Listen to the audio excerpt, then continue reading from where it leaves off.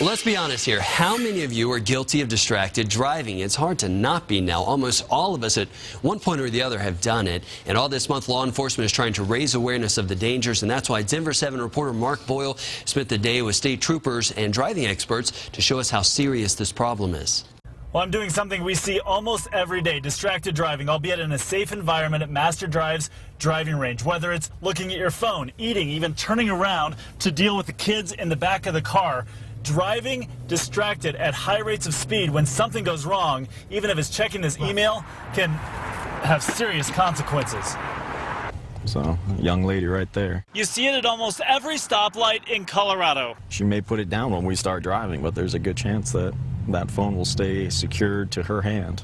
Distracted driving is everywhere. It's illegal, and according to CDOT, it's the #1 cause of crashes in Colorado. Whether it be radio, food, passengers, any of us that have kids know how quickly they can be a distraction. And texting at higher speeds is even more dangerous. This is the distance you would travel by texting 4 seconds on the highway. I've had people that have literally held entire maps in front of their face while driving that we stop and say, no, you can't do that, and they may get a ticket for careless driving. That's why some driving schools, like this one off of C470, teach kids the dangers of driving distracted, starting the first time they get behind the wheel. So we put them in an exercise that shows them that in a crisis situation, that little bit of distraction means that they can't avoid the crash.